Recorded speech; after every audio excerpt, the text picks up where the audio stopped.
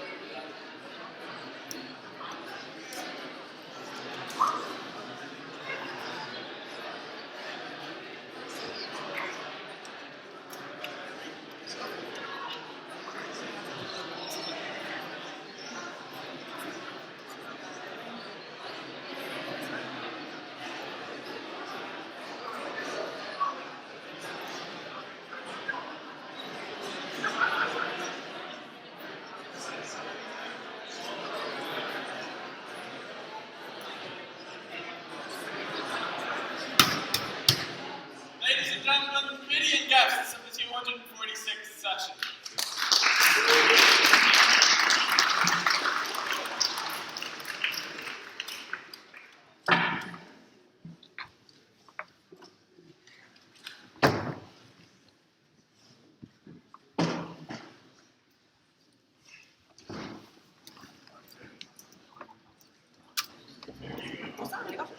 You're on this side. I'm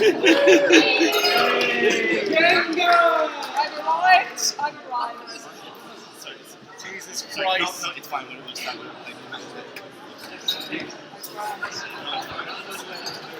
every single class. Do we even dust one?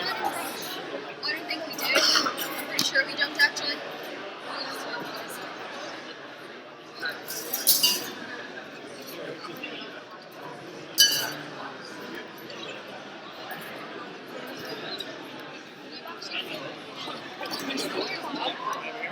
The ballot box. So what basically yes. Something new. Turning on the last time. They've decided not to give me any space to write if I need to. That's great.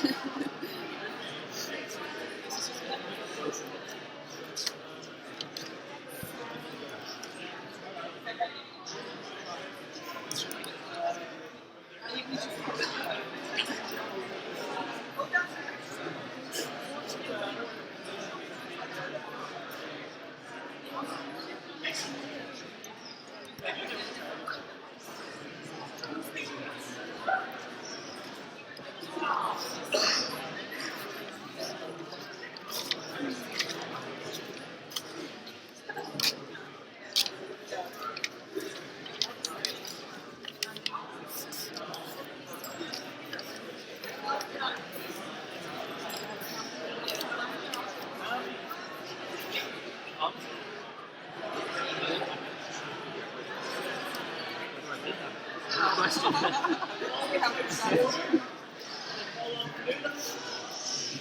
call this house to order, and I call upon Communal Flanagan to take the chair.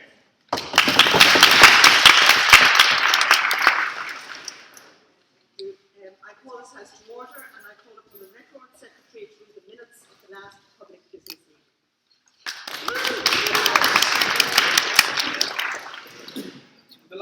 annual business meeting of the College Historical Society took place on the 14th of October with Fionnuala Mulcahy in the chair. The debate was on the motion that this House believes in the absolute freedom of speech. I actually had a bunch of free speech jokes to tell you guys, but I'm not allowed to say it, unfortunately. The first speaker of the debate on proposition was Inez Niarchos. She gave a pretty solid philosophical speech about how we either have rights or don't. There's no such thing as half rights. Inez soon began to falter, however, as it slowly dawned on her that her degree in philosophy would be completely useless against her world. That joke like 20 times.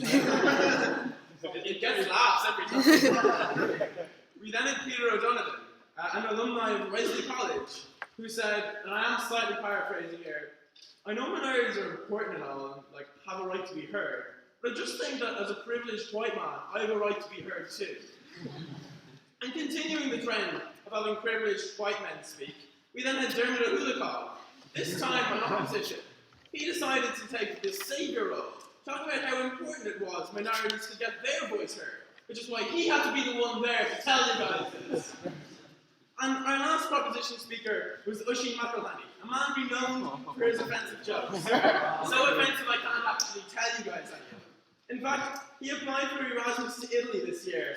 Unfortunately, he was refused entry, since even Silvio Berlusconi himself was offended.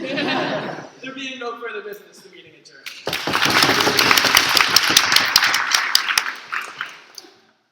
Are there any objections to my signing of these minutes as a true and accurate account of the last public business meeting? Then I shall duly sign.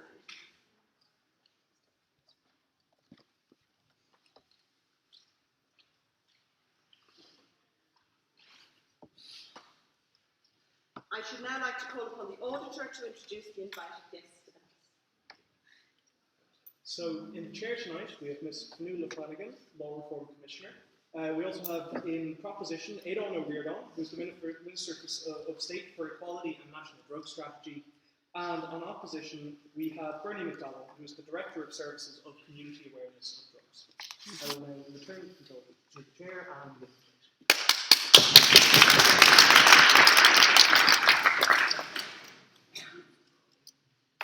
The question before the House this evening is that this House would legalise all drugs, and I should now like to call upon Aidan O'Riordan to propose the motion to the House.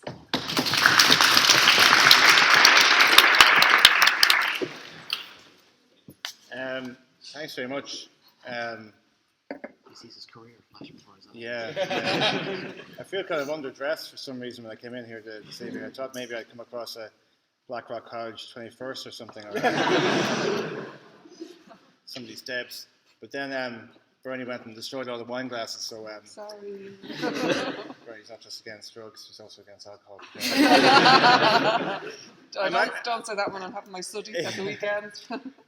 Just to say thanks very much for the invitation, and I want to give a brief outline of my thinking on this topic. I actually am in favour of legalisation of all drugs. I am in favour of decriminalisation of all drugs, and there's a difference. Let me give a sense of my background. I spent 11 years teaching in the northern inner city in Dublin in a place called Sheriff Street, where there's obviously in the northern inner city there will be a drug problem, but the reality is there's a drugs problem everywhere. There's a drug problem for every income group, every societal group, every age group, every geographical location. Working class people can't hide it as well as people with higher incomes can. So I wouldn't want to give the impression that because I taught in an area of social economic disadvantage, that therefore it's automatically should be connecting people's minds with a drug problem, because drug problems are everywhere. In fact, it wasn't until I went to UCD that I actually first came in contact with a major drug, no, that's not yet, a major drug culture that was amongst students. The reason why I have this idea of decriminalisation is because I think if we look at ourselves as a society, we do tend to view people in certain sections of society, we do tend to dehumanise them. And all of my work in equality is actually built around trying to empower those who mainstream society, often media and definitely politics, dehumanises. So, for example, the traveller community, for example, the Roma community, often migrant communities, It happened in the past with the LGBT community, and thankfully we're coming out of that Stone Age attitude towards the LGBT community.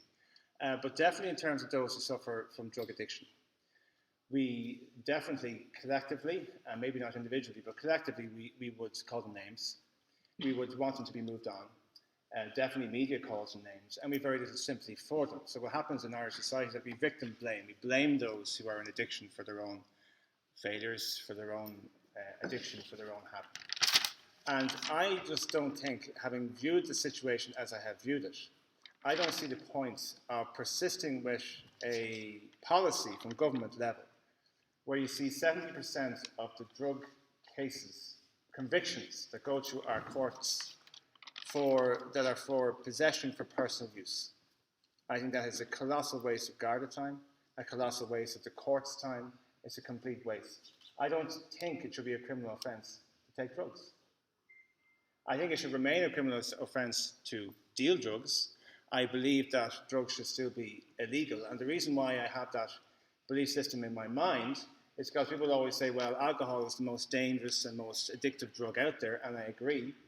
And we have a massive alcohol problem in the state. 2 people a week die from fatal overdoses of alcohol. Now, they aren't people who just, get drunk and walk into a door or fall down and hurt themselves or fall under a bus and die. These are people who drink so much that they overdose and die, 2 a week. We have a cultural acceptance of alcohol misuse. We have a cultural acceptance of cannabis use, which I know people maybe here feel that we should have a much more lenient view of cannabis. Go on, yeah. How many people die of overuse of marijuana per year? Well, I can't give you a stat on that, but I do know I've been to residential institutions where people are aged 21 and are going into residential detox to get over their marijuana issue or their cannabis issue, and they've had a cannabis addiction since they were 12. So, but cannabis is different now than it was 10 years ago. Cannabis is much more potent, much more toxic, and there are people who would definitely have argued with me about legalization of cannabis 10 years ago who are not on that page anymore. They feel completely different about it because of the nature of it. And the problem with the drugs problem in Ireland is that it's constantly changing. It's not the same. And the same with the heroin issue. You're supposed to be on my side. Same with the heroin issue. There's a generational issue with heroin use. And Bernie will agree with me here. There tends to be an older age cohort. What younger people are doing now, it's polydrug use, it's cannabis, it's benzos, it's alcohol, all mixed together, and it's particularly toxic and particularly dangerous. I don't believe that we should interact with somebody on the basis of their addiction as a criminal. I don't think that makes any sense. I think if you are somebody who is that vulnerable and that vulnerable and have such a chaotic lifestyle choice as to openly inject heroin in the street, for example, I don't believe that the interaction to stay with that person should be that you've just committed a criminal offence. I believe exclusively that person needs help, compassion, support, empowerment through the medical sphere and not through the criminal justice sphere. And that doesn't mean if somebody who has a heroin addiction and goes off and commits a petty crime that we don't treat that as criminal. We absolutely do. But the action of taking drugs, I don't believe should be a criminal offence. There's another reason for that. I don't think the point of having somebody who has taken a certain amount of cannabis has therefore a drug conviction for the rest of their lives. I don't think that makes any sense at all. And I also don't think, for example, if a parent thinks that their child has a drug issue or a drug addiction or a cannabis problem or whatever, they're going to have a kind of a reluctance to engage with the agency, the state, in trying to get their child a level of support. I am trying currently. I still have time, yeah? Yeah, okay. I'm trying currently to introduce for the first time in Ireland a thing called a medically supervised injecting centre, which means, like the Sydney model or what they have across Europe, is that you organise almost like kind of diplomatic immunity for your heroin use in a particular centre, in a city centre location. They have it in Sydney. The idea is that you sort of move those who have a very, very chaotic lifestyle, chaotic drug use, particularly heroin users, and that rather than the indignity of doing it in street alleys or shopping supermarket toilets, as happened in Cork recently, a gentleman overdosed or in parks or playgrounds, that the state says, look, you have this addiction. We're going to facilitate you as a part of your progression into mainstream recovery, because many people who are so vulnerable and such chaotic drug use are kind of frozen out of mainstream addiction services because their addiction is so bad, that they will facilitate them to do what they do in a medically supervised fashion. And I think that would be a progressive move, and I think that's something that I think most people would support. It would get away from this idea of having a city littered with syringes and all the paraphernalia of drug use. And it's very indignified for somebody who is that vulnerable to have to resort to open air heroin use. Legalization is very different. Legalization is a cultural signal from the state that says there's no problem with these number of substances.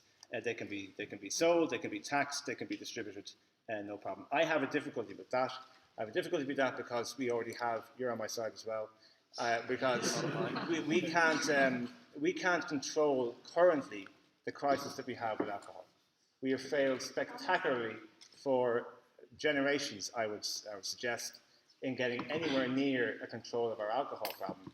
And I would be very, very wary of layering on top of that a whole series of other legal drugs. Sorry, yeah. Why are you comfortable to allow people to take dirty or dangerous drugs, but you're not comfortable with them to be criminalised with? I'm not comfortable with people taking drugs. I wouldn't say I'm comfortable with people taking drugs at all, but I'm a bit of a realist. I don't think it should be criminal to do it. Will be my point. And I don't think there's any. If we're talking about, I assume you're talking about the potential for legalization. I remain to be convinced because, as I say, we already have clean, legal alcohol, which we're drowning in as a society, and we have come nowhere near addressing it. And I think if anybody in this audience is honest with themselves, they could probably say there's somebody that they know in their family who has an alcohol issue. Are you that person? Sorry, go on. You said that you would allow people to take these drugs. Yeah. But you say there's not people to sell them. So you're creating a criminal market there because you can have precious, and there's no regulation on that market. You have dirty drugs getting into the market. Yeah. You will end up taking dirty drugs because of prohibition. I suppose what I'm advocating is akin to the Portuguese model. And what the Portuguese model is that basically they have a realistic view of the drugs trade. They have a realistic view of what people engage in. I mean, look, I come from education, right? And the official view of the state to young people is just say no. And young people can't connect with that message because they say it's a lie. Because they say their parents' generation were coked up for about the last 10, 15 years in the Celtic Tiger bubble, right? That they know about the prevalent use of cannabis. They know their parents and grandparents and great-grandparents have had an alcohol problem. So when they get this message from the state saying just say no, that it's a lie. What I'm saying is that we need to have a more realistic and pragmatic and possibly more successful intervention with people. The Portuguese model does not in any way, does not in any way give a cultural acceptance for drug taking. What it does is it realizes that, look, if you have a drug issue or you have a drug habit or you have a drug addiction, you're not a criminal because you have that habit. The trade is criminal, and the trade, in my view, should remain criminal. I'm willing to have a debate on it, but in my view, it should remain criminal and should remain illegal. But I don't believe that the individual who takes drugs, that is a criminal offence. And I think that's why we should decriminalise drugs so we can have a much more realistic discussion about drug use, and also stop the victim blaming culture, because we're blaming people in recovery, we're calling them names, we're dehumanizing them, and if we decriminalise it, then maybe we have a chance for a more honest discussion. Thanks very much.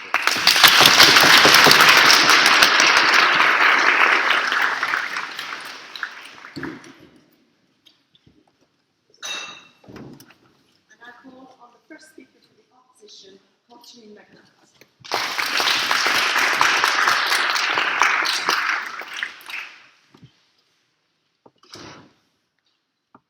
Good evening, ladies and gentlemen.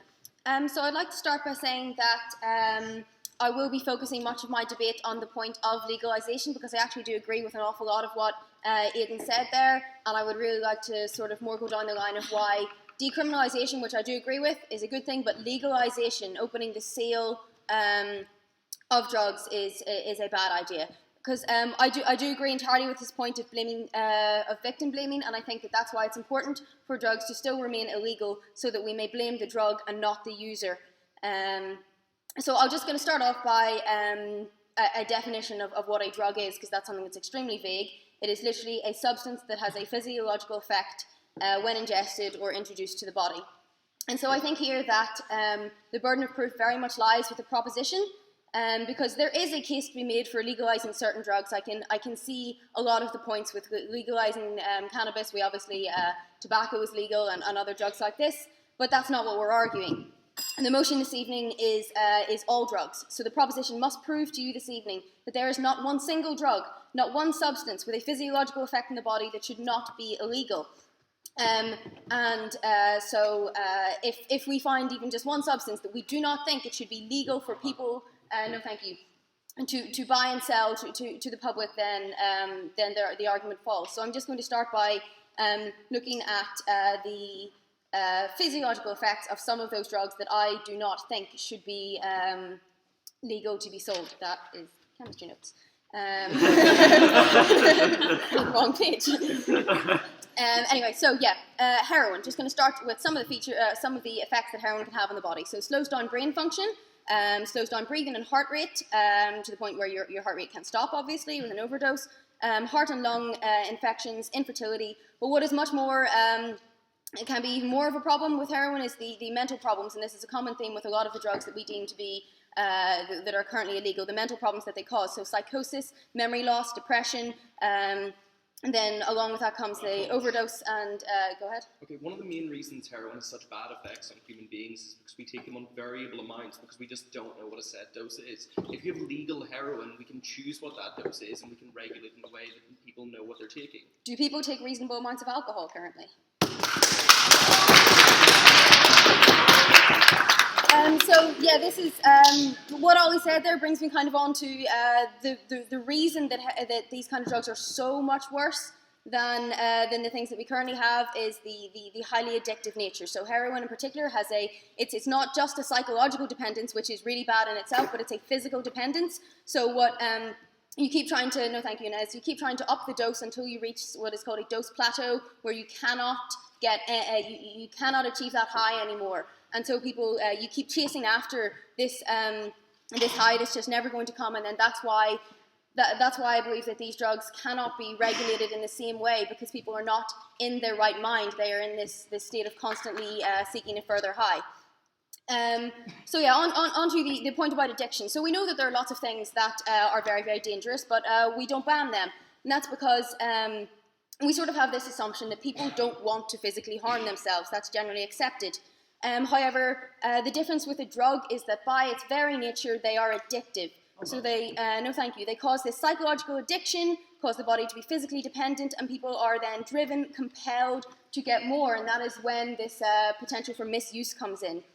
So the addiction is what makes it so much more dangerous. That's when you get the mixing of drugs, you get unhygienic practices, and there isn't that sort of self-control, autocorrect thing that you have, no thank you Ollie, with other substances, and that's why we have a responsibility to protect people, to make these things illegal, because you cannot protect yourself when you're addicted to the point where you no longer have any control of no thank you of your methods of trying to get these drugs. Yeah. So like you tout all these things as like dangerous because they're addictive or because they're and stuff, and you neglect and you say this is why they should be illegal. But how come then something that does damage like smoking or alcohol isn't illegal? And on that metric, like, is that not hypocrisy?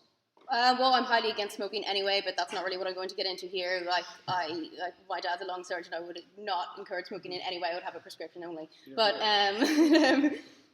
and then so what was I going to talk about next? So yeah, a lot of what I'm sure will come up on the proposition is this point of like, well, we'll make it legal, but we'll make it so highly regulated because then it'll all be pure, and then it'll come above ground. There'll be none of this underground drugs trade. But if you're going to legalize something to the point where people can no longer access it, then that kind of, I think that negates that point. So if, like, say we legalized heroin tomorrow, then of course you have all this talk of like, oh, it'll be highly taxed and everything, so it will be extremely expensive. That is not going to help the drug addicts on the streets of Dublin if it's still they're still going to have to buy it from these underground sources if it's legalized and so expensive that they can't access it. Okay. No, thank you, Ollie. So, yeah, again on that talk of legal but regulated. Well, currently pretty much every drug is legal in some sense. That already happens, so it's not really what we're talking about. No, thank you.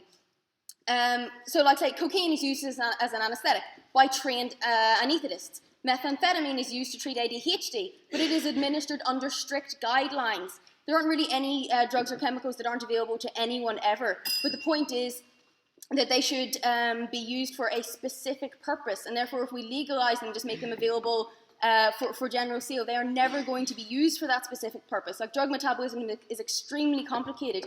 You cannot use a drug outside its intended purpose. You can't use it in any other dosage, even someone's gender, things like that. They all have these huge differences in, like a milligram more can mean the difference between someone dying of a drug and just like getting a high off it. So I don't think that there's any like safe kind of way that we can regulate these things. So an example, just a drug that can completely destroy lives, and one that I really cannot say a safe way of it being taken. So crystal meth causes loss of appetite, irregular heart rate, blood pressure fluctuations, and is also a neurotoxin. So some of these drugs that are being used are literally they literally destroy the nervous system. And okay, so I'm just gonna say, yeah. So these things, like, I don't see any safe way that they can be consumed, like regulated or not. The drug itself is so dangerous that I think we have a duty not to allow it to be made available to people. Thank you. Well done, Catherine.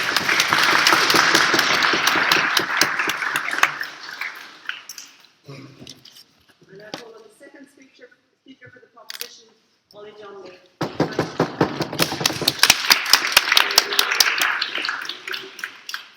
Should I be getting maidens' rights? No. That was me joking, sorry. That was.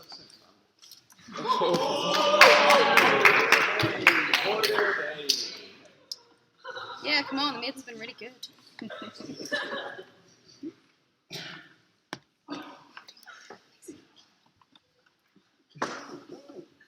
Ladies and gentlemen, when we have a law, we must constantly question why we have it. We must constantly question the purpose of a rule that we impose upon everyone. When we have these rules, we do them so we prevent people from harming themselves, so we protect people from each other. We argue that this has failed. We argue that every drug law that exists in Irish or any other society exists solely to create more destruction, solely to ruin lives more by creating an illegal, damaging, horrifying drug trade. I want to talk to you about two things today. I want to talk to you about that trade, and I want to talk to you about how we get safer drugs when we legalise them. So let's talk about the trade first, okay? We have, at the moment, the largest criminal enterprise in the world. This criminal enterprise comes from the fact that they are able to sell drugs in such a manner that they can damage people's lives throughout, outside of the law. We note that these legal structures, right, allow for, we note that people just do not pay attention to the law in terms of drugs. There are reasons for this, okay? Some of these are just natural things. Taking a drug is a very personal event in your life, right? It's not the matter of you thinking, oh, the guards are going to catch me. The guards are never going to catch you the first time you're hitting up. They catch you whenever you're way beyond that point, and you're not thinking of getting caught out, okay? We note then that when you're buying drugs, you're getting them from people that exist outside of this, outside of a legal framework. that exist with no code of ethics beyond feeding themselves, beyond putting money into their own pockets. We note that when that is their code of ethics, they are going to sell drugs aggressively. They're going to tell you that with no information except for this will make you feel good. We note that in every sense of a legal drug that we have, be that smoking, be that alcohol, be that any drugs that we have legalized in the United States or elsewhere, these drugs are sold with health disclaimers. These drugs allow you to make an informed choice. Oscar. Okay, so do you think all the criminals who go into selling drugs because of their social and economic circumstances, that suddenly magically disappears and they never want to go and commit other sort of crimes? Okay, I am a person that is addicted to drugs. I am going to buy them from the person that is selling them to me most cheaply. That is not going to be a dealer who is going to provide it at incredible expense to me due to the fact that they can sell it at whatever price they want because I'm dependent. That's going to be whatever source is selling them with an ethics. We note that any government source will have regulations that are not going to be imposed on dealers who can charge whatever they want. Okay? Moving on. We note that this market necessitates violence. Why? Because of the fact that we have the war on drugs, the stupidest policy that the world insists on putting in. We note that this war on drugs specifically causes illegal gangs to become violent. Why? Because of the fact that in order to react to violence by the police, to coercion by the police, by the state, they need to compete. They compete by arming themselves. They compete by paying off the police. We note that they either exist largely outside of the law, in which case it fails, or they exist in parity to the law. We note that, against the law. We note that this is a war that is being created by the state. In the best circumstance, this exists in such a manner whereby we have illegal gangs in socioeconomically deprived areas because people can only afford to work, be pushed into this trade whenever they have no other options. We note that in the worst circumstances, see Mexico, right? We have massive cartels taking the place of the law, cartels that torture entire families as warnings, cartels that leave children's bodies by the roadside of police stations so no one will screw with them. We don't want that in the world, Mr. Speaker, and we know that Western governments, with their insistence on making drugs legal, are creating so much deprivation in Colombia, in Mexico, in every part of the world where this is the case, okay? So there, right? We note that thousands of people die needlessly because of this. We think that if you have a legalized drug trade, this is better.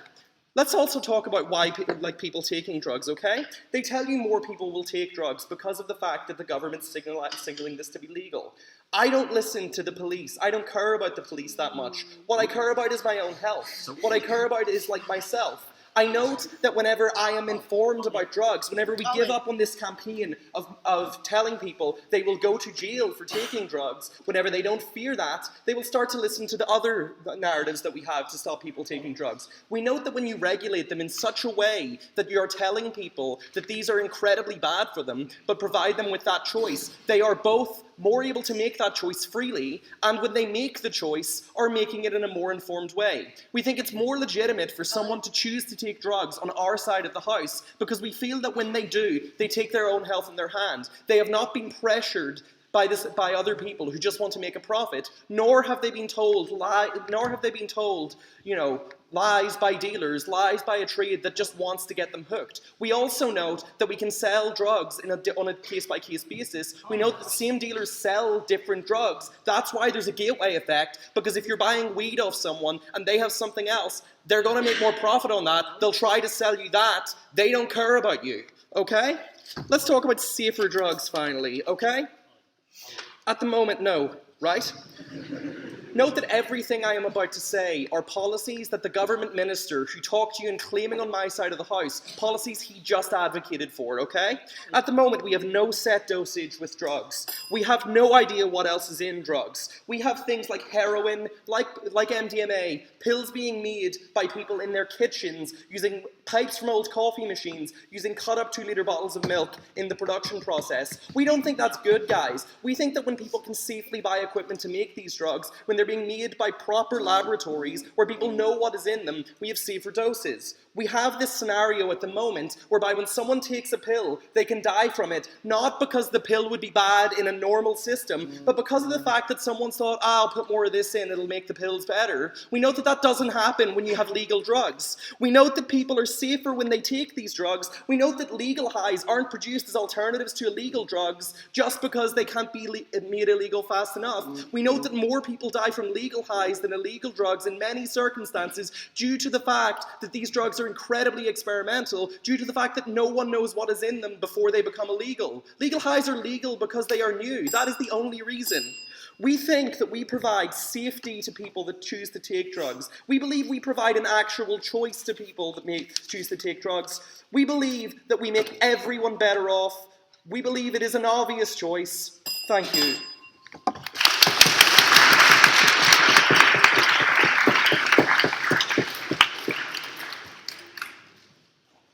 Thank you, Ollie. I now call on the first invited speaker of the opposition, Bernie McDonald. Thanks very much, Chair. Good evening, ladies and gentlemen.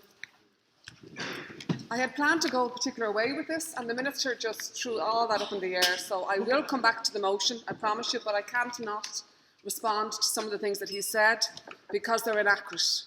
And I say that based on my experience in the past. I have 30 years behind me working in the addiction sector. I work with community workers, I work with parents. I have never met a community worker or a parent that has worked with a young person and treats them as a criminal.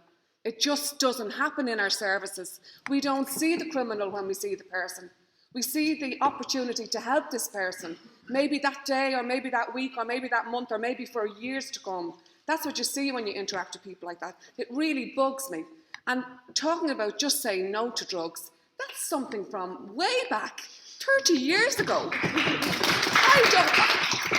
Today's drug education workers work with quality standards. We adhere to them. We respect them. We understand we need them if we're going to make people believe what we're saying. So that this just say no, as I say, it just really gets my goat up. He spoke about alcohol and the problems associated with alcohol, and the speakers have mentioned it also, my teammates as well. Because of all those problems, why do we need to add more to it? We're opposed to the decriminalisation of cannabis. You might be very surprised at that. But we actually have thought it out. We've debated it within ourselves, within our organisations, within other agencies, and we come down to the thing that there's an awful lot of very good policies happening in Ireland. If we didn't have good policies, we wouldn't have the stats that we have. 20 to 25% of our general population have tried cannabis. That means 75% haven't. That's a good policy as far as I'm concerned. 3% used cannabis in the month prior to the survey. That means 97% didn't use it. So where's the bad policy in that? If you actually look, Well, there have been studies that suggest that when more cannabis is used within society, alcohol use does drop. And do you think that if cannabis was decriminalised, you would have less of a problem with alcohol? And would that be better for our society? I don't think so. I think in Ireland, because we have this graw for alcohol and it's just so ingrained in everything we do, every turn we take, that I don't think it would affect our alcohol figures in that way.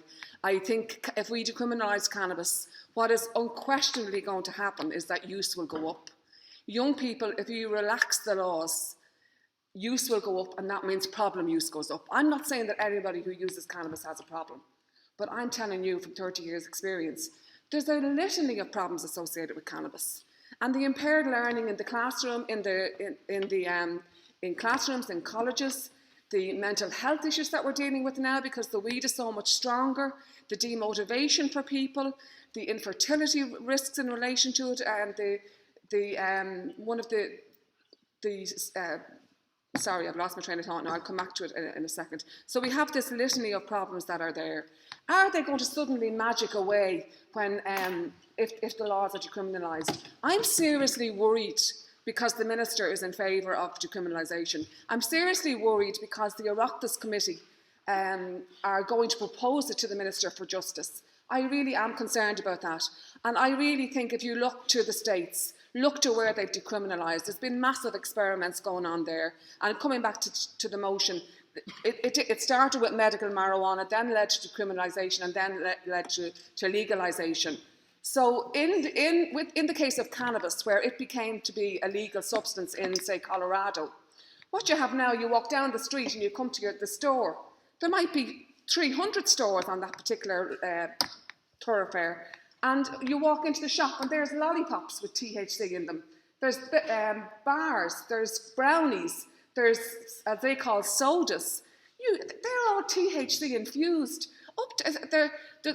The whole acceptance of cannabis in those states has sent out the wrong message to young people. We now have what they call DAB. DAB is in America. I'm hoping to God it doesn't come over here, because if DAB or dabbing comes over here, we're talking about 97% THC. It's a way of extracting the cannabis oil from the plant, and you heat the bowl, you put it around the bowl and then heat the outside of the bowl and you inhale the fumes from it.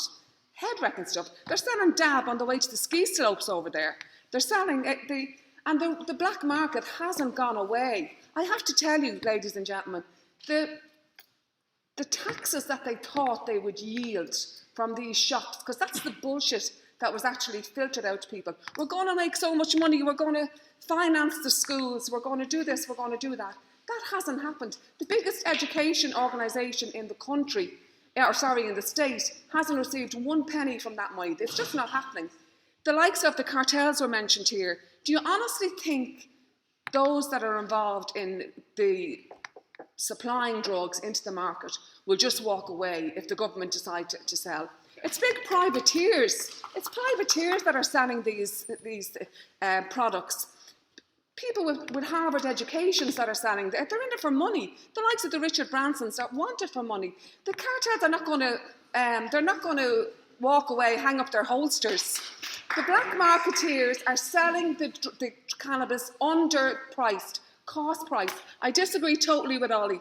Ollie said he spoke about the price going up because the dealers know that there's a demand for the dealers know that if you're selling it for €20, well, I'd sell it for 15.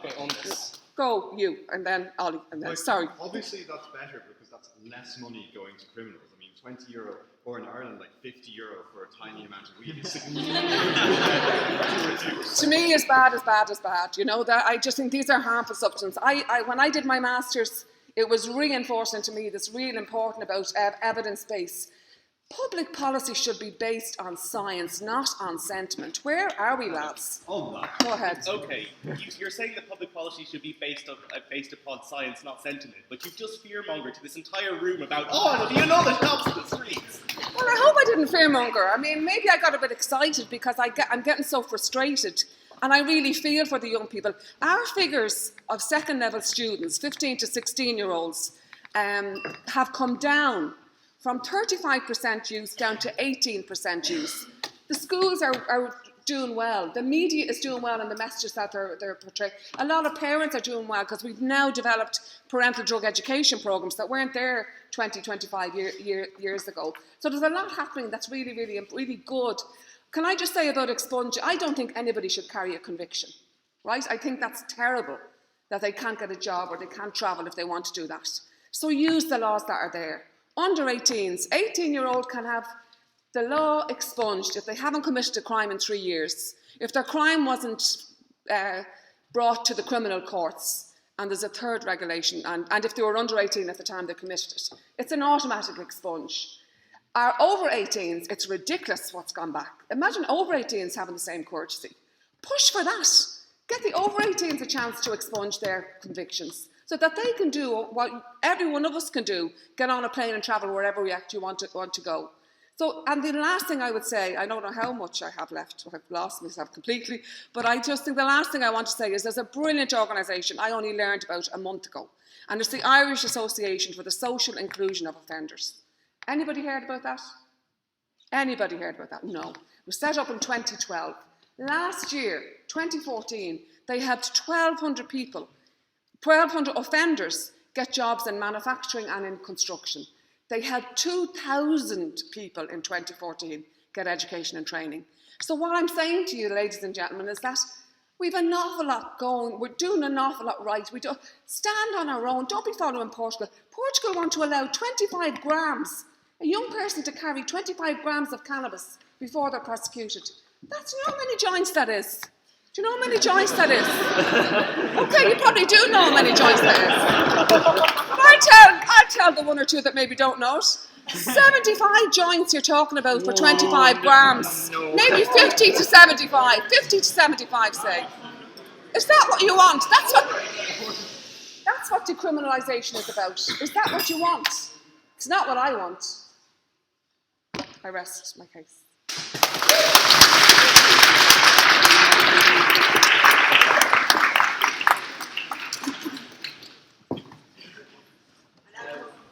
Before we introduce the next speaker, we're going to be having 2 4-minute floor speeches at the end of this debate, one on prop and one on off. If you're interested in giving one, send your name up on a piece of paper and we decide what you do. Sure. What did he say? What No, not that. What did the other guy say? He's going to do 2 4 speeches at the end, so people who've been in the audience can do a 3-minute speech if they want. Oh, okay.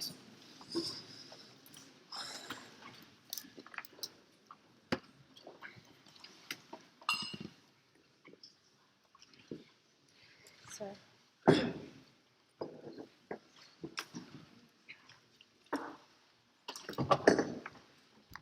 Can I start?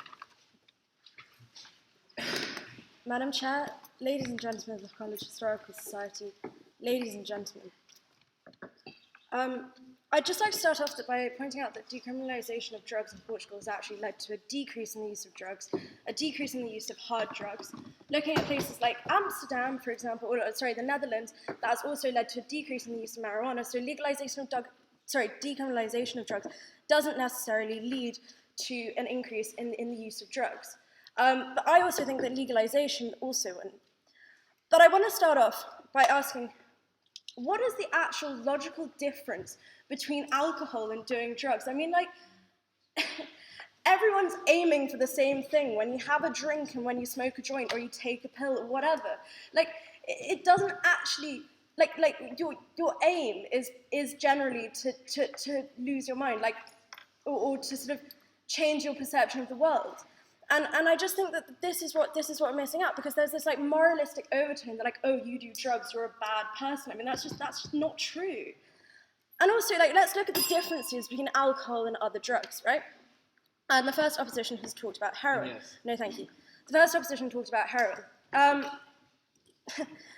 enough, alcohol is actually worse for you than doing heroin. The problems associated with heroin and like most Class A's generally stem from the criminalisation of these drugs. Like users generally start to inject heroin because of the fact that the heroin that they're getting is such bad quality, and injecting is far more bad for you and has far more problems associated with it than smoking heroin. Also, like heroin is actually an incredibly safe drug to take, and so as long as it's it's regulated, because the difference between the therapeutic dose and the fatal dose of heroin is actually very, very wide. It's wider than the difference between the therapeutic dose and the fatal dose of paracetamol. So, like, I just think that's like a really important point to make, that if these things were legal, if these things were regulated, no, thank you, they would be far more safe. People would not die of them. They wouldn't be associated with the harms that we find in society today. No, thank you. Look, okay, obviously no one wants to get addicted to heroin. It's a terrible, terrible drug. But the thing is that we see it as this like awful thing where you're going to catch like HIV, you're going to die immediately when you take it, you're going to die as soon as you take it. No, sorry, you're going to get addicted as soon as you take it, because of the fact that it's illegal. That's why all these problems that's where all of these problems have come from. No, thank you. And I mean, I just think that it's just ironic that like people think that they can go out and get like really, really drunk on the weekend, all of these like harms associated with alcohol, and like somehow like taking drugs is still illegal. It just doesn't make sense. No, thank you. Unless the opposition wants to argue that we should ban alcohol, and then I mean that's fine, but I also wouldn't agree with that. But I also want to talk about the fact that drug criminalisation will never work. People will always do drugs. It's within human nature for people to do drugs. Like, people have been doing drugs since time immemorial. And And the thing is that like the war on drugs, which has killed millions and millions and millions of people, like hasn't worked. It's not working. It will continue not to work. Like I don't know whether you guys have heard of Silk Road, but there are online marketplaces where you can buy drugs. Like it's so easy to get drugs nowadays. Like in comparison to say like 20 years ago when it was like a bit harder. Like, yeah. So yeah, given that we're talking about Silk Road and kind of Yeah. illegal deals or whatever, if we decriminalise as opposed to legalising things and it wasn't freely and legally available, how many people in this room would be able to go on tour and buy drugs online or find a dealer to give them heroin? Like, as in, I think that it's probably quite easy to get on Silk Road. Like, I mean, if you really want to do drugs, it's really not that hard to find them. Like, if people are going to do drugs, like, I mean, I just think that, like, if the government says, like, oh, like, this is legal, fine, yeah, you might see a spike in drug use for a couple of years, but I don't think that that would be a prolonged spike.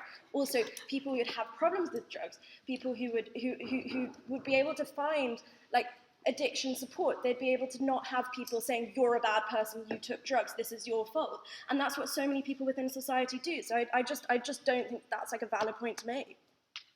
And I just think, look, the war on drugs is a completely pointless waste of money. I mean, an economist calculated that we could save $76.8 billion in America if we stopped the war on drugs, because so many people are getting arrested, it's a waste of police time. Like, it's actually... It's not working. It will never work. There's no point to it. It's basically started off in the 30s with sort of people trying to criminalize the hemp trade with marijuana, and then it turned into this. It snowballed into this huge thing where suddenly it was part of the sort of Republican government in the 80s, and so much money is being wasted on this, and it could be like directed towards so many different things that could actually help people. And I also just really want to quickly talk about how the criminalization of drugs like hurts research and medicine. Things like magic mushrooms could radically change like our treatment of depression. Like there are studies which have shown that if like LSD and magic mushrooms can help it. No, thank you. However, none of these scientists can actually access these drugs because they're so strictly regulated. I mean, what's going on? We could change. No, thank you. We could change what's happening. We could change how. No, thank you. We could completely revolutionize the treatment of mental health. But scientists find it so hard to access these things that the research is so limited. Also, look at ketamine. China wants to ban ketamine because there are too many people abusing it in the world. Like. Again, this is ridiculous. It's an incredibly good anesthetic. It's it's very useful in emergency medicine. But because some people are abusing it, wouldn't it make more sense to regulate these things? Wouldn't it make more sense to allow people to take these drugs, and be able to go to government-sanctioned places to buy them, to be able to know what dosage to take, to be able to have the freedom to make that choice for themselves, whether or not they want to take drugs. The thing is that it is the government basically attempting to make a choice for you. And when it comes to something private, like taking drugs, the government shouldn't have a place in that. I think that if drug use were legally regulated, we wouldn't have half of the problems associated with what happens with drug use. And I just want to, also, I just think that look at the people who do actually ask sorry, just very quickly, but look at the people who actually ask for drugs to be regulated or for drugs to be legalized. Look at David Nutt. He got sacked from the British Drugs Advisory Board. And why is that? That is because we have people, and it's just not a politically wise decision to make for these parties in government, and people wouldn't accept it. But basically, all that's happened is that people the governments aren't making this choice, and people are dying for political gain, and it's just absolutely ridiculous, and I beg you to propose.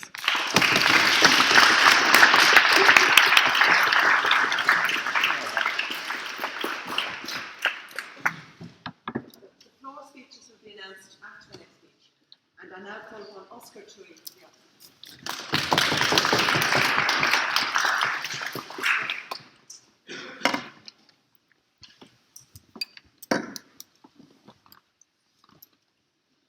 Ladies and gentlemen, us here on the opposition, or as I like to call it, Team Sensible, would like to question some of the stuff that the proposition have brought to you tonight. Because does anyone here really think the idea of let's all have some heroin is a great idea. Because the fact is, if you're out there and you're like, God, I could really go for some heroin right now, you've probably tried heroin. Because you know what? It's not that hard to get a hold of. It's pretty easy if you want to take drugs. The fact is that we've been painted as these people who oppose, like, not putting people in jail for crazy things. And we've been put as people who are, like, opposed to modern medicine. As if we are these crazy religious nut jobs being like, you know what? We should never, ever have any fun, ever. But that's a nonsense. Because what they've given you is a whole load of, supposedly, basically lies about what will happen if we change this system. What they are presenting to you is a system which functions very much like our regular society today, where we go about our daily lives, except now we've got tax money from drugs, and we've got proper treatment centres because all that tax money is coming in to provide treatment for all these people. And there's no more criminals, because all the criminals have given up and they're no longer selling any drugs. Also, everyone is on heroin, but that's fine. Maybe there is something not quite right with that. Maybe the idea that people will stop committing crimes isn't necessarily true. Like, crime existed before heroin existed. People still commit crimes. The person who goes out there and decides, I'm going to sell heroin for my life, and that's what I'm going to do to make my money, didn't make that decision because he was like, yeah, this is probably the best thing I can be doing with my time. I'm going to get a much better job if I go out and, go to school and finish school and those kind of things. Because all the same socioeconomic problems that put that person in the place where he's like, I'm going to sell heroin, still exist under their model. The fact is that crime still exists. It'll just change the nature of it. They'll just decide, you know what? We're not making any money off heroin. We'll sell something else then. I don't know. Let's do something else. Let's change our minds. No, thank you, sir. The fact is that you don't magically fix this problem. What you do is you make it a hell of a lot easier for the regular person on the street, the average person who hasn't tried heroin, those kind of thing, to do so, to make it easier for them and for children to take these kind of things. Why? Because we know that the government has been really, really, really bad at regulating, well, everything else that's legal, like alcohol or cigarettes. No one starts smoking or drinking at the age of 18 because, as Ali so edgily put in his speech, I don't care about the police. What we have is a system where people do one of two things. Either their friend goes, you know what, here, have one of my cigarettes, and that's how you get into it. You try it for the first time at a party, and that's the kind of thing you do.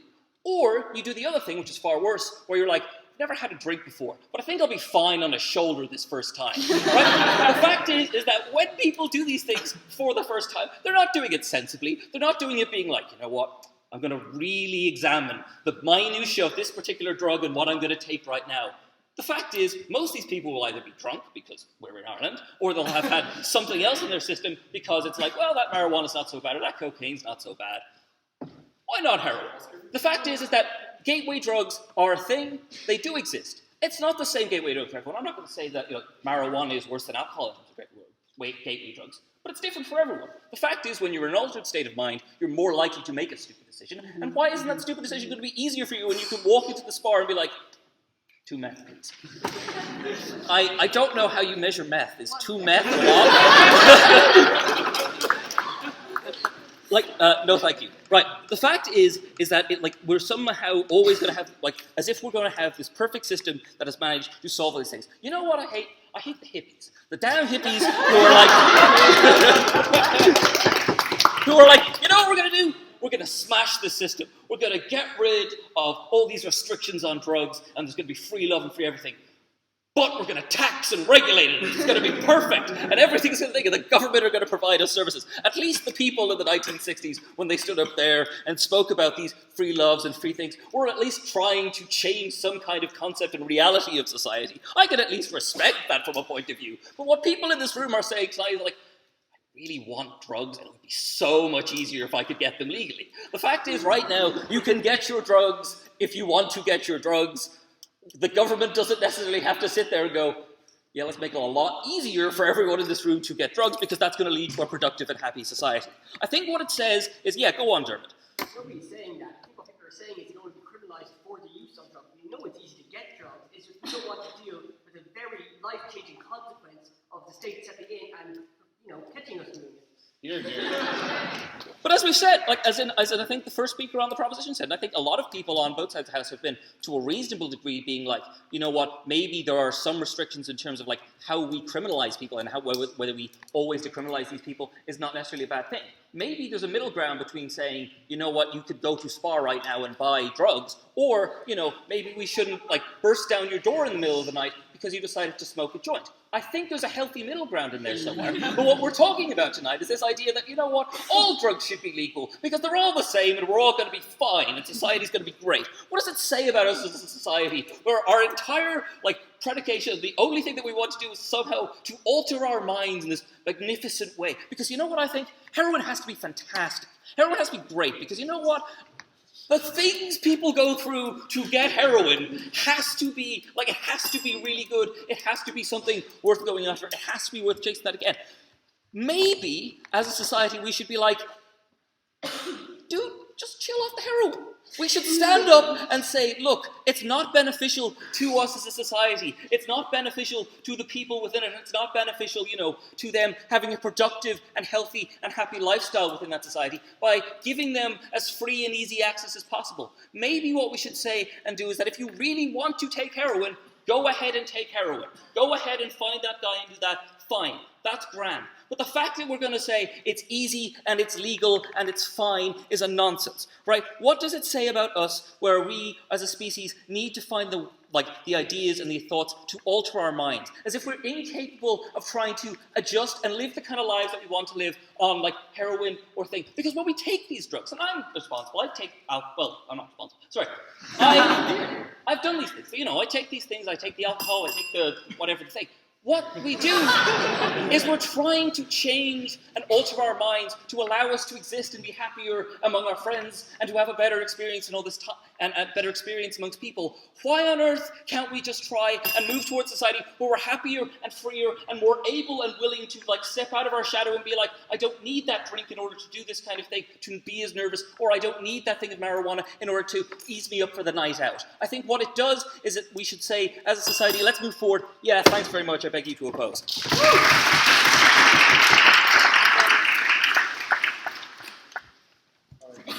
Next speaker, I'm just going to do two more speeches. So on proposition we have Patrick Burns, and on opposition we have Peter O'Donnell.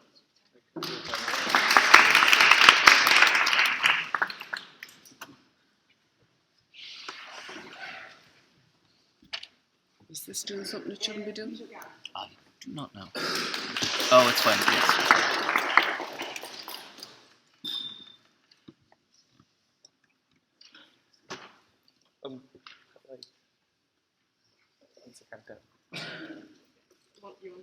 You know I want to count it up.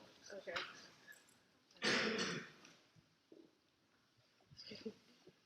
It's already on 30.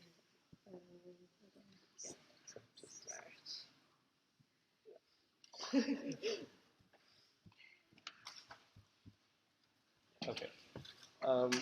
So I think, and I agree with Oscar to an extent, that this debate has gotten like wrapped up a little bit in soaring language and emotional arguments from both sides, and I think that he's just as guilty of that as some other people are.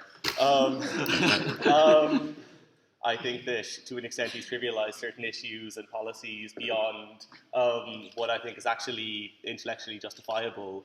But he's right that there's a middle ground here, and I just think that the actual middle ground is probably not on the side of sending people to prison for non-violent drug offences in any way. I think that things like prisons and criminal convictions, while I absolutely agree that we should, for all offenders, attempt to take away social stigma, I believe that social stigma on criminal offenders is something that's not going to go away anytime soon. And while it might reduce, we're still going to get people being capped in their dreams and their aspirations by virtue of having a criminal conviction. And I think that the best way of getting around that with regards to these particular non-violent crimes is by removing the criminal stigma among them. On side proposition, we defend the humanity of drug users. We defend the agency of these people and say that we should attempt to empower them rather than to restrict them. And we reject those who would criminalise, imprison, and take away the lives of any of the vulnerable people that we are talking about today. We reject the failed, utterly failed policies which have brutalised sections of society while providing no benefits, whether in terms of health, violent crime, social cohesion, and in fact has in many cases made all of these things much, much worse. The cure is worse than the ailment, and any reasonable doctor would tell you that the most important thing here is to stop and try something else when the cure is actually making the ailment worse. Drug policy takes drugs and adds crime to them under the status quo. I'd like to praise the Minister for Drug Policy, who's doing great things. He's moving our drug policy in a much more progressive direction. But he's politically constrained. I don't know whether he'd take that stance, whether it wasn't for the political climate in this country at the moment. But most drug dealers deal to feed an addiction or to feed their drug use. The vast majority of low-level drug dealers are drug users themselves. They deal to feed their addiction. And when that happens, I don't think that we should be sending them to prison either. And they get very long sentences. Heroin dealers, even small ones, when they get caught, get sent to prison for years sometimes. And I think that that's disgusting, because they're often very vulnerable people themselves. And I think that any policy which keeps drugs in the hands of gangs is not going far enough. While Oscar says, oh, these people will just find something else to do. Honestly, there's not that many areas that organised crime actually operate in our societies. And I think that, when you take away their biggest source of revenue, they're not just going to magically find some area where they can make billions and billions of euro just out of thin air. They specialise in that. They've got a huge amount of investment in those areas. Go ahead, Stephen. Okay, gangs specifically feeding off feeding addictions. If what you're saying is kicking you at your best, a perfect state providing these drugs well regulated and well cut, why wouldn't they just supply dirty drugs that have the same addictive properties that undercut those prices? Okay, because I don't believe that the state should be selling these drugs for expensive prices. I'll move on to exactly what I want the state to do in a moment. But no, I don't believe that the state should allow people to undercut. In fact, the model used in Uruguay for cannabis legalization actually has the state subsidizing these drugs for a period of 10 years so that the gangs go away and can't afford to do it. It's essentially loss leading to get rid of gangs, put them out of business before you can raise the prices back up again. I think that would work really well in order to get around the problem that Stephen raises. But I think that what the worst thing that this does is it forces people to continue to come into contact with violent people, with criminal gangs, and potentially to get drawn into them as dealers if they're addicts and they are vulnerable and they need money to feed their addictions. People continue to get drawn into being drug dealers and then criminalized, even under decriminalization, but far more under the status quo. I think that's terrible. And when people are oh, they'll still control the trade. Honestly, has anyone here seen Peaky Blinders? The thing about the illegal bookmakers. Do illegal bookmakers still control the gambling trade after we legalize that significantly, or do legitimate outlets like Paddy Power or Ladbrokes control the gambling industry? We've even seen this with regards to drugs, where we've seen a massive fall in cartel-imported cannabis into the US since legalization in Colorado. Now, a lot of that is still moved across state lines illegally because it's still illegal in most states. But the birth of legal production in Colorado and Washington has massively harmed cartel profit margins. Now, most of them have moved into other drugs because that's something they have diversified into. But if we legalized all drugs, I genuinely believe that we would have a substantial reduction in cartel violence in countries like Mexico, like Colombia, where we have bled these countries. Our policies have killed hundreds of thousands of people because of our desire to fight a war on drugs, which is disgusting to me. Furthermore, the whole thing of drug substitution effect. And legal highs. When the UK banned mephedrone, which was a legal stimulant in their country, it no longer is. When mephedrone was banned, while it was legal, cocaine use dropped substantially. And when it was banned again, because it became very hard to obtain, cocaine use soared. It was the worst policy decision that the UK made in regards to drug policy in the last 20 years. I genuinely believe that when people are faced with a plethora of options of legal drugs to take, that they will generally take the ones that are the least dangerous, the ones that don't kill people. So no, people aren't just going to randomly go out and say, yeah, I'll go out and buy a load of heroin when they have other options available. Some people might, and I don't want them to be criminalized for it, but genuinely, when there are a lot of drugs available, when people have options, and when advice is provided to people, again, I think that dangerous drugs should not be sold in SPAR. They should be sold in pharmacies, and you should be required to get information from the pharmacist about the required doses, the dangerous doses of those drugs in order to actually obtain them. I think that's a much better way of doing these things. That's the middle ground, not criminalisation. I don't know how you get the idea of it being a middle ground which actually involves people being sent to prison. We can also discourage drugs. The minister talked about tobacco being really bad, but we've lowered tobacco use so much by virtue of using campaigns, public health campaigns, to get the usage rates down. We should do that for other drugs. We should warn people about the risks of getting into heroin, of getting into methamphetamine, but we should never send them to prison for that. Society can stigmatise drugs. We stigmatise cigarettes already. We can stigmatise other drugs, and we can put out the word about them, but we don't have to send people to prison for them. We don't have to bleed the people of developing countries and fight harmful, dangerous drug wars. We urge you all to propose this motion.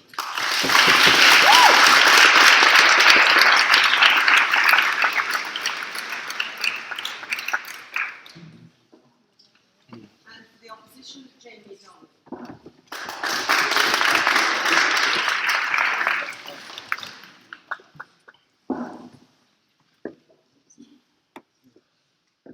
Thank you very much, ladies and gentlemen. It's an honour and a privilege to address the College Historical Society.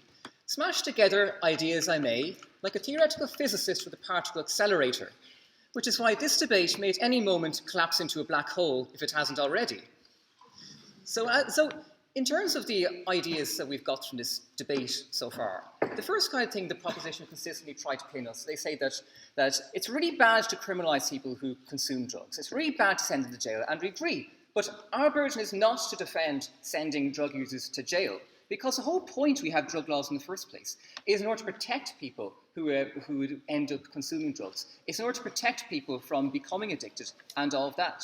So in that sense, it is possible to have policies which don't criminalise those who consume drugs, but actually do criminalise those whose business is to go out and spread those drugs. And I draw your example to analogous laws over in Sweden where prostitution is illegal, but they don't prosecute the prostitute, they prosecute the person who buys from the prostitute instead. I don't see why we can't do a similar policy whereby we go after the dealers but leave the people who consume drugs alone, because they are truly the ones who are the victims. And the place they belong is not in jail, but instead in rehabilitation. So, in terms of the actual effects that legalising drugs has, we don't accept that people taking drugs is an inevitability. I'm able to accept, fair enough, that there are some people who are going to take drugs anyway. I can accept that. And I can also accept there are a lot of people who are never going to take drugs because that's just what they do. I don't accept that all the other people in between are people who will inevitably end up becoming addicted to drugs in the first place. When we send police officers into schools to give presentations to young boys, they're not doing it because they are anticipating meeting them again 2 years later and they're arrested. No, the reason they do that is because I think there's actually a chance we might be able to prevent some of those people from getting hooked in drugs and getting themselves into a life of crime. When police go after drug dealers, they're not doing it to put another drug dealer in jail. They're doing it to prevent other people from having access to those drugs and hence becoming addicted as well. And there's also a very important point here, and that is that what the state has to say on drugs does hold a lot of weight. I mean, when we have presentations in classrooms that say that drugs ruin communities and ruin people's livelihoods, that means most people don't want to take drugs that are illegal. Most people don't want to put their own lives in risk in that way. And when you make drugs legal, it makes it so much harder for the state to give a message that overuse of drugs is something that's a massive problem in society. Sure. It's much harder to get people to go into rehab, much harder to have public safety announcements about the dangers of drugs when you can just go out as soon as you're 18 and get drugs from your local pharmacy. We already have enough difficulty doing this with alcohol at the moment. I don't see a reason why we should add yet another drug to the list of problems that we have with drugs in our society. No, thank you. I would also question the idea that we were able to even consent to taking drugs in the first place. Because we've heard all this stuff about, what's the difference between something such as cocaine and alcohol? The difference is that something like alcohol is a social drug, and although its effects are bad, we at least are able to contain the effects of alcohol. At least its effect is only to be a mild depressant. It's in no way comparable to the way we take cocaine. You become very high, very on edge, more likely to be violent, and much likely to be edgier. And even to extent, people don't go out and commit crimes because they happen to want alcohol. They do go out and commit crimes because they want to get more for cocaine, because it's something just so addictive that you can't choose not to have it. That's the whole point. You can consent to taking a drug for the first time, but as soon as you become addicted to it, you can no longer consent to it because you can't put yourself in a position where you give up that drug because that drug has such a hold on you. That's the fundamental problem. It's because you can't consent to be addicted in the first place and so problematic. And I'll take you in a moment, Ollie. And when the state legalises it, says that yes, you can go down and to the local pharmacy and get drugs, that's all happening under the state's watch. The state is allowing you to do that, and therefore it's directly facilitated. I mean, much as status quo is not perfect, it's at least better that we restrict access to drugs to make it much more difficult for people to get addicted in the first place. Go. The choice he offers you guys is between letting dealers push drugs on people or not having the opportunity to deal with those dealers. We offer people the opportunity to learn about drugs from legitimate sources like chemists, like state information. Okay. And make that choice. Okay, let's talk about dealers and let's talk about where they're going to go. So Peter says that she'd be in favour of getting rid of tax on any of these kinds of drugs to make it as cheap as possible to avoid undercutting. If that's the case, what you're going to get is loads and loads and loads of people getting drugs in pharmacies because now it's extremely, extremely cheap. That's even worse because it means more drug taking across the board. But if we take the other situation whereby we have taxes on drugs, the same way we have taxes on cigarettes, then we are going to get a black market. We are going to get a market that seeks to undercut it, like we already do for tobacco in the first place, which has a very active smuggling industry. No, thank you. And it's also a matter that as long as there are people who get addicted to drugs, as long as drugs are addictive, that in itself gives an incentive for people in criminal why they don't push gambling anymore. And that's because gambling isn't addictive. When you push really cheap, no, it's not addictive, Peter. Shame. When you go out, when class people from the poor and most desperate backgrounds will still go to dealers because dealers are the ones who can get it in most cheaply, most quickly, and most efficiently. And there's no reason that will go away. Also, people still go out and commit muggings in order to get money to feed their addictions. That doesn't change under this particular proposal.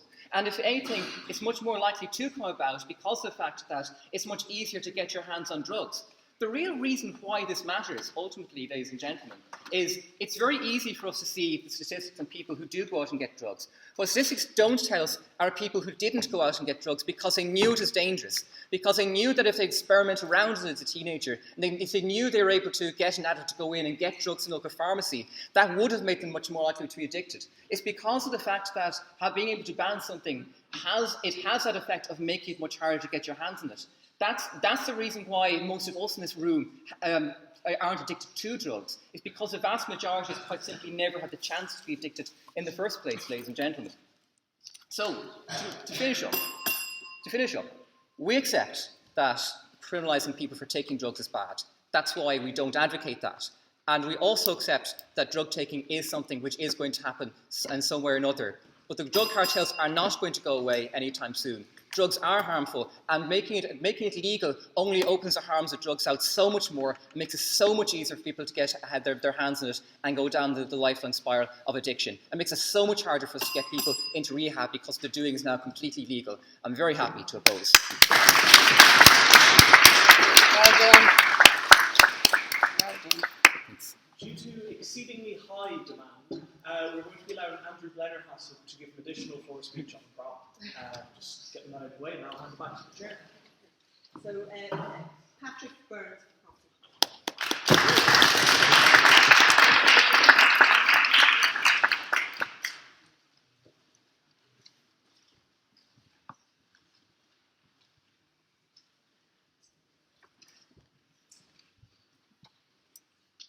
Now, Patrick, seeing as you've never spoken in the chamber before, you're entitled to maiden's rights, and you can choose to either retain your rights or you can waive them to a massive round of applause. What do you choose? I guess I'll waive them.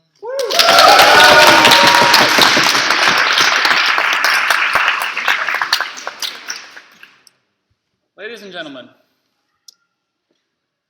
the simple fact is what we're dealing with isn't about legalization simply and non-legalization. It's not about doing drugs and not doing drugs. What we're really talking about is helping people. What is going to help people in the end of the day? Is legalizing drugs going to help the average addict and the average dealer, or is it going to worsen their lives? I advocate proposition because I think it will help both the addicts and the dealers. The simple fact is that imagine a world, okay, just going to go off the little track here.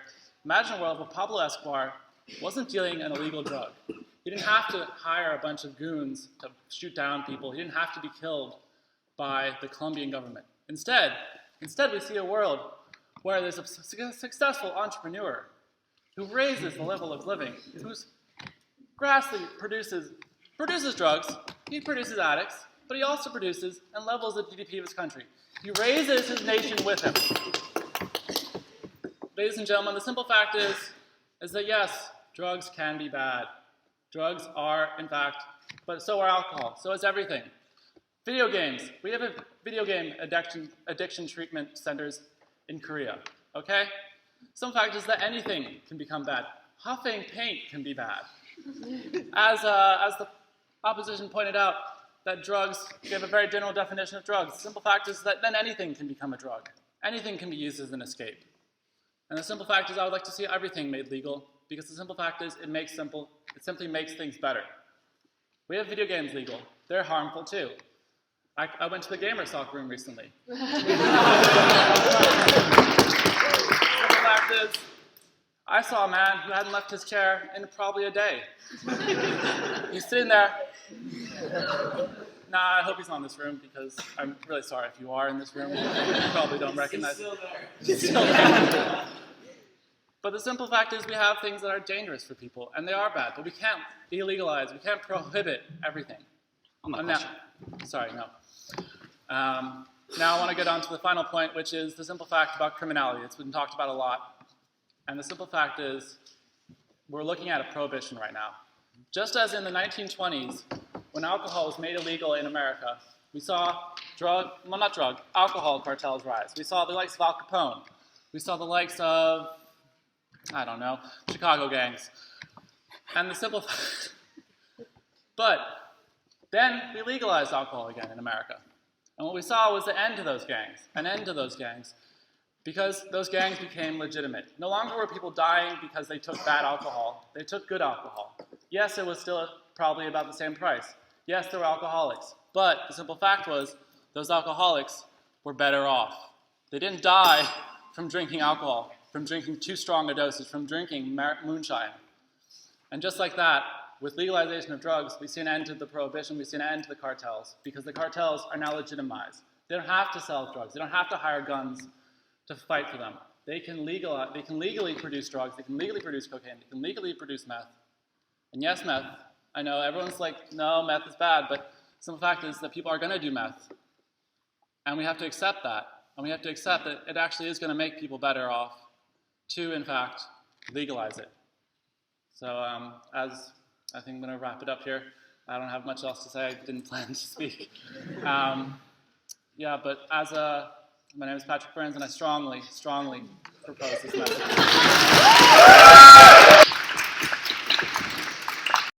And now Peter O'Donovan, the opposition.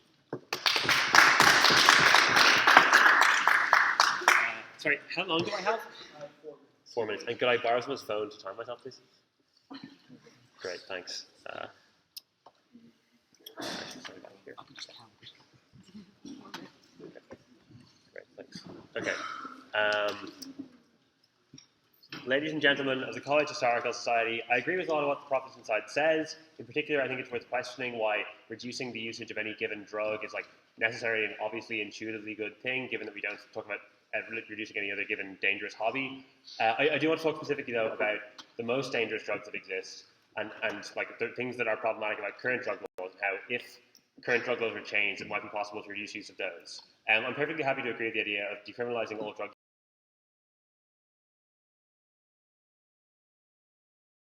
sentences from jails to fines. Specifically, what I'm going to propose on this side of the House is legalizing most drugs, specifically not legalizing those drugs that are generally considered by scientists to be more dangerous than alcohol, so specifically heroin, crystal meth, cocaine is a question mark, and it's generally accepted that there should be some kind of psychological test before people use LSD. And have all drugs legal for researchers, to address the point that was brought up by someone else earlier. Okay, so for the problems that are brought about by current drug laws. Okay, so firstly, there's a stigma resulting from drug use in general, because all drugs are linked together as like a class of substances in a way that's not really scientifically accurate. Like, it's very hard to write a definition of a drug that includes all the things we think of as drugs, but that doesn't include, say, sugar, right? And that's a problem, because it means that like there's a pressure not to use something or not to do something when something is illegal. So that pressure goes away. You start using something like cannabis when it's just fun and enjoyable. And the fact that you see yourself as an illegal drug user and doing that means that some of the pressure that is taken away, some of the pressure not to use other more dangerous drugs is taken away. I think it's also worth drawing a distinction between a physical and a mental addiction, which is why it's not, you can't really say that something like heroin is similar to an addiction to video games, because one of those, your body is literally dependent on getting it for you to feel okay, whereas a video game addiction is in your mind and is easier to treat. Furthermore, there's like a gateway drug issue in terms of how you obtain drugs, because in order to obtain less dangerous drugs, you need to interact with, as Peter Gowan was saying, like quite dangerous people, and that puts you in contact with like ways to get more dangerous drugs. If less dangerous drugs are legalized, then that sort of mechanism goes away, and the way you get in contact with people who are able to sell you more dangerous drugs means that those drugs are less valuable to those selling them, which means that they're less. Like his methadone example shows over the illegal drug when are available as options to them. Therefore, it's reasonable to have those legal drugs as a place.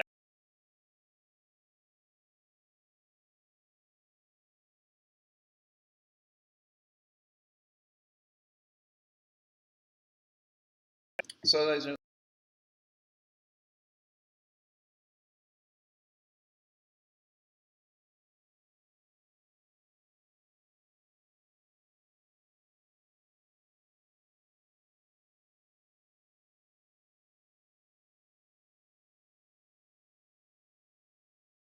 information. I want to talk about why, I want to talk a bit about prohibition. I just wanted to look at like why the government is failing us in this situation. But first off, and to lead into my point of misinformation, I'd like to take a look at some of Bernie's speech. Because I don't think anyone who actually has experience with drugs thinks that you can get over, was it 100 or 50 joints, I think was the quoted number, out of a 25 pack. A 25 pack is one of the smallest denominations dealers sell. And that is exactly the issue with the government criminalising weed in this country, is that they don't understand it. They turn around and they're like, oh, this is a huge amount of weed. That's a very small amount of weed, ladies and gentlemen. That's one of the more basic amounts. That's 25 no, thank you. worth. I have protected time. I listen to you. Sorry. Please listen to me. 25 euros 25 euros worth is not very much. In fact, in any other country, 25 euros would get you a significantly larger amount than what you were told. Clarification. Yeah, go for it. I believe she was talking about grams as opposed to. I was. 25 grams. Hey! 25 grams. Yeah. If that's okay, but anyway, when you bring up numbers like 25, it needs to be clarified. So, like, here's the problem, and as Peter brought up in his last speech, the government fails us in these sort of things. The government fails us when they regulate things like this. They fail us when they illegalize something. When we have to go out, and when people who want a service go out and have to, no thank you, and use black market. When people who are looking for an abortion end up using abortion pills that are dodgy. When people in the prohibition go out to try and get some alcohol and end up buying moonshine that makes them blind. You see why prohibition is dangerous. And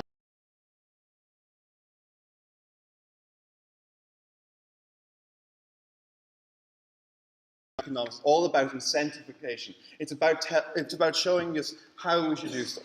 If you are like what I want to say is that, like, first off, incentivize safe drug use. How do you do that? Make safe drug use cheaper. At the moment, if you want to know your drugs are safe, you generally will have to pay a premium on top of the market price. That is a huge, huge price. That makes it very hard for certain people to do it. Especially, ladies and gentlemen, so minorities. You see it all over. Like the problem, as was brought up by the minister, was that these lower economic backgrounds are more vulnerable and are more likely to get caught. We see it, we hear about it the whole time about rich people, the famous, getting away with murder. No, thank you, Stephen. You see that like when we make this thing illegal, we only actually like damage minorities. You can't get these. And I'm sorry, I do not feel that we have provided adequate support for our addicts. We have made drug use into a taboo. When it was brought up, excuse me, I'm talking too early. When it was much like a lot of the Irish education system, it fails us. And when they bring it up, it's spoken about in a taboo, much like many other issues in today's society that haven't been legalised. And that is why legalisation is such a good idea. Because when you say something is okay, you say it's okay to come forward. You say it's okay to like actually admit to this fault. Because right now, I know plenty of people who struggle with these issues, and they are scared to come forward because this society has failed them in its treatment of drug processes. Yeah. I think there are a serious amount of issues. I don't personally believe in all drugs because, you know, stuff like crocodile, stuff like etc.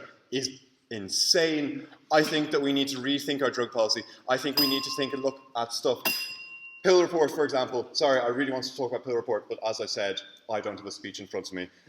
Thank you very much for listening to my rambling. Have a good night.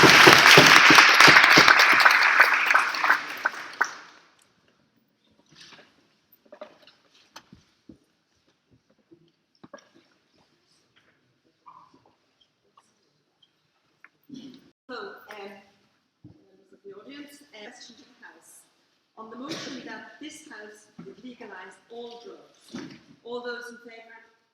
Aye.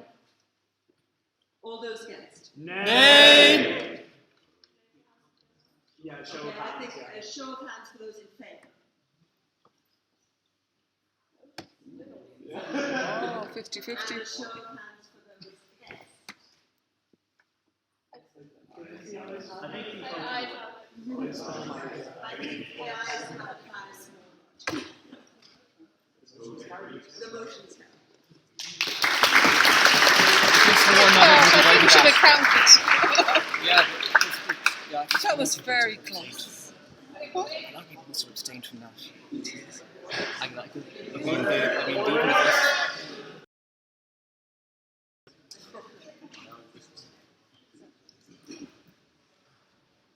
Well, good evening, everybody. I'm delighted to be back in Trinity. I'm a former legal science student, and as you can see from the cut of me, I was not a drug taker then or now. So I found the debates really fascinating. I am a commissioner in the Law Reform Commission, which is a statutory body whose role is to examine the law and make propositions for reform and to look at outdated laws and laws that need to be modernised and so forth. And I must say that having listened to all of you and having seen what is going on around the globe these days with Richard Branson doing all sorts of stuff about legalising drugs and outing a UN paper in case they change their minds about legalising drugs, the Minister on O'Riordan's proposals, and I think the Office's Justice Committee about to make a similar proposal. This is really a very hot topic, and it really does, would benefit from a very serious discussion and consideration. I was fascinated to hear one of the later speakers pour a lot of cold water on policy formulation by government, and that policy was really only about economics. And I must say that having worked in government for many, many years and having been involved in the preparation of legislation and policy and so forth, I have to say that isn't entirely true. Obviously, economics are very important.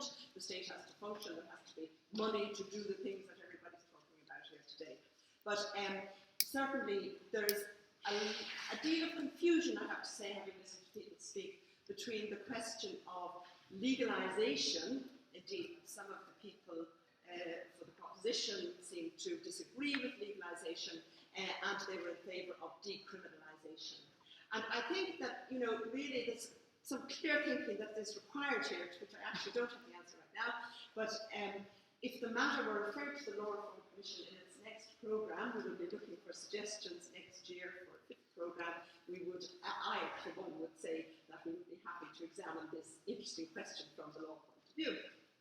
I've lost my track now. Anyway, I think that the legalisation, decriminalisation question, this is really very fundamental. And I know it's happened in Portugal, and in fact, drugs have not been made lawful in Portugal, the soft drugs.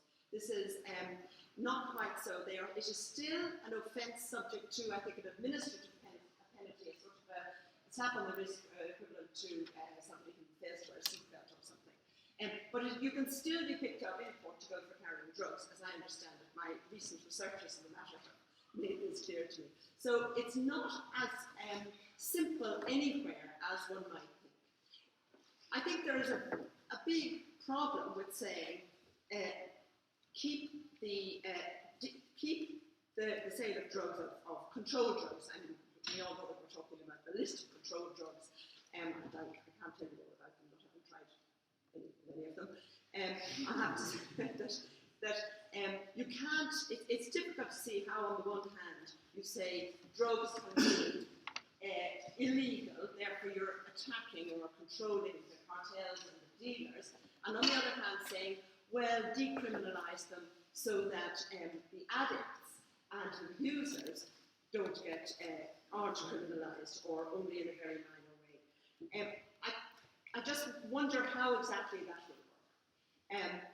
The cartels, if there was full legalisation, I can't see the cartels going away. They are there. It's a global industry dealing in millions and billions of dollars, and that is not going to disappear just because you say legalise the drugs. That's not to say that it isn't an issue that should be looked at, because maybe there are benefits from doing that. As regards decriminalisation, I think there is an awful lot to be said for minimising criminalisation, and I think the purpose of the criminal justice system is to protect society. That is what needs to be looked at in relation to the current policy. Do the rules as they are now protect society? And therein lies the question, and obviously there are different views around here.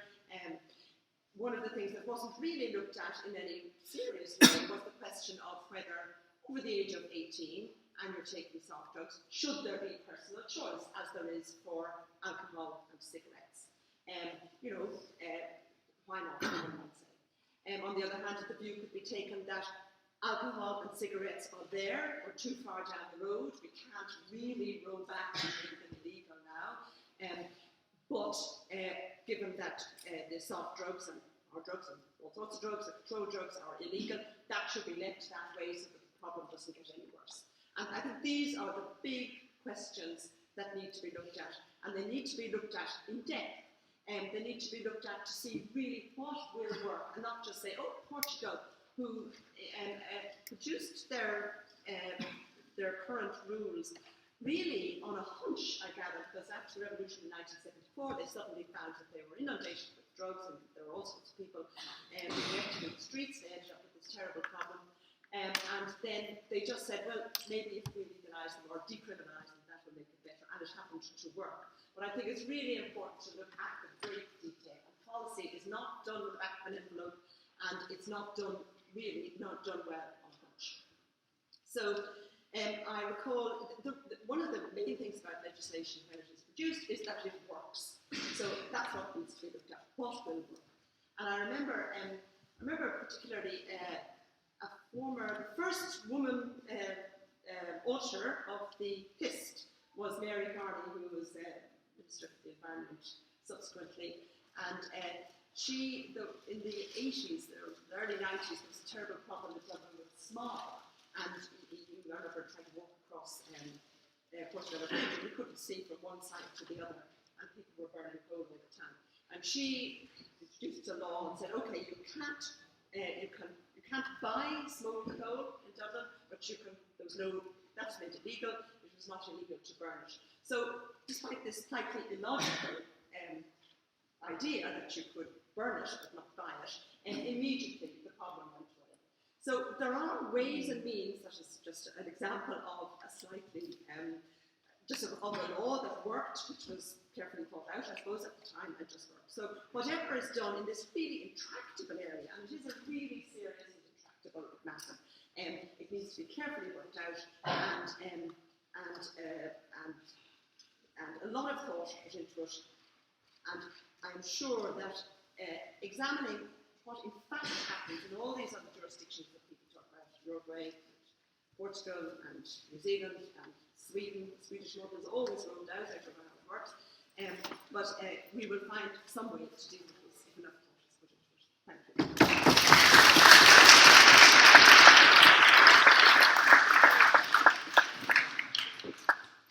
I should now like to call upon the auditor to announce the Society's forthcoming events. All right, folks, I'll just take a minute and then we can move on to our reception and then on to the Rolling Stone. So our debate next week is this house would only consume art created by women, so be sure and come along to that if you enjoyed this debate. We're also continuing our maidens competition, so if you're a first year or if you just have never done university debating before, be sure and come along and talk to Ronan at our reception to sign up. We're also still running our schools judging, so if you're interested in doing that, turn up the week after next, I believe. After reading. Yeah, so after reading week, you can come along and help out. It's on at 6:30 every Tuesday. We're also running a drop-in debate at 5 p.m. tomorrow, I believe, and we're also holding World's Trials tomorrow morning at 9 a.m. So be sure and drop into that. One final announcement before you all head up. So we had Cass Sunstein and Rob Sheehan this week. If you managed to make it to them, we hope you really enjoyed them. We're also hosting 2 guests in the near future. So we're hosting Dan Brown, author of the Da Vinci Code, on November 6th, so that should be a bit of controversial crack. And we're also hosting Angus Deaton, I believe, November 2nd, who just won the Nobel Prize in Economics. So that should be really fantastic.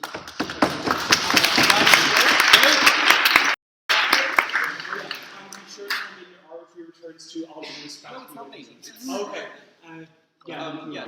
So. Can I just?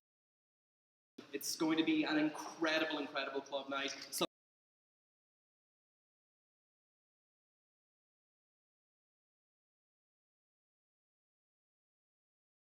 on the door. So head away to that, guys, as well. And I'd like to hand back to our chair to adjourn the meeting. The meeting is Thank you